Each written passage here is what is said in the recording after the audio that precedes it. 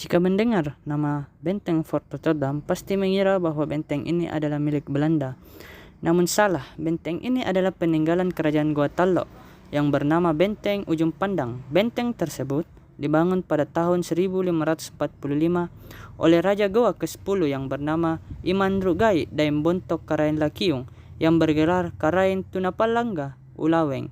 Benteng yang juga disebut Ujung Pandang rusak akibat serbuan VOC di bawah pimpinan Admiral Cornelis Jensen Spelman pada tahun 1655 sampai 1669. Kala itu kerajaan Goa di bawah pemerintahan Sultan Hasanuddin. Akibat serangan ini kerajaan Goa mengalami kalahan.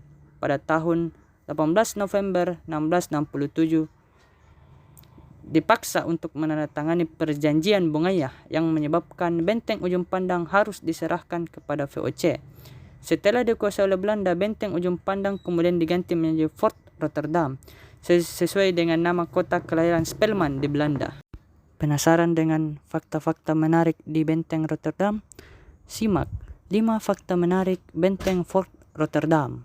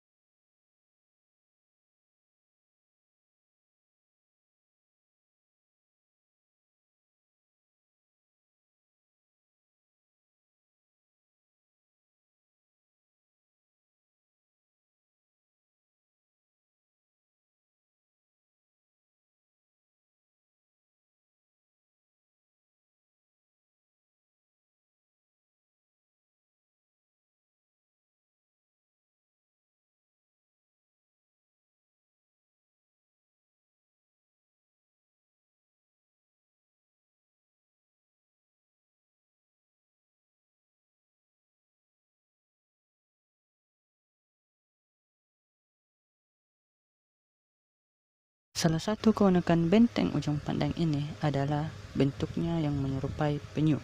Jadi, benteng plus penyu sama dengan Benteng Fort Rotterdam. Hingga orang Goa dulu sering menyebutnya dengan Benteng Penyu. Jika kita lihat dari ketinggian, bentuk benteng ini menyerupai penyu yang sedang menuju ke pantai. Ayo lihat videonya.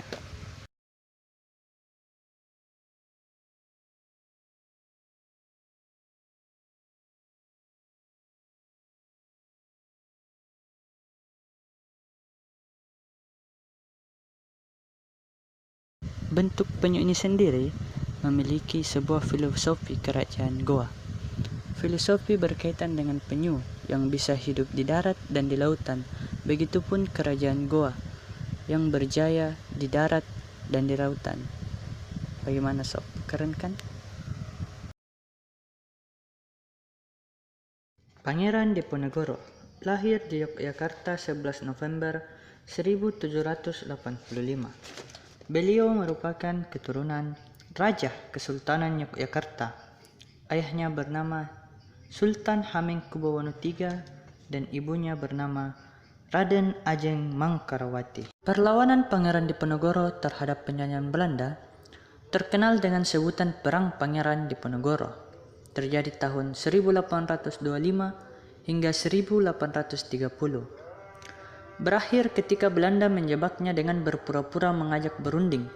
Sang pangeran ditangkap dan diasingkan ke Manado.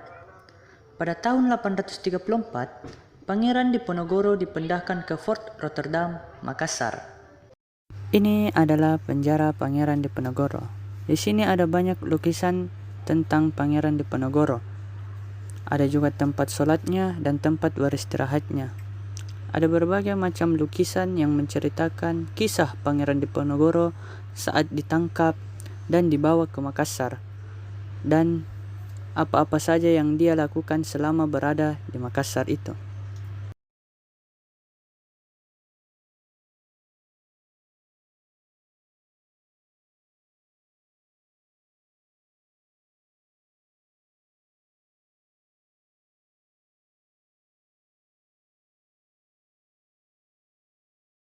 Pangeran Diponegoro wafat pada tanggal 8 Januari 1855 dan dimakamkan di kota Makassar. Sudah menjadi rahasia umum lagi bahwa tempat bersejarah terkadang memiliki kisah-kisah mistis. Salah satunya di Benteng Fort Rotterdam ini. Benteng yang sudah berumur ratusan tahun ini memiliki banyak misteri yang terkadang membuat bulu kuduk merinding. Salah satunya adalah penampakan wanita berbaju merah atau sering disebut Sumiati.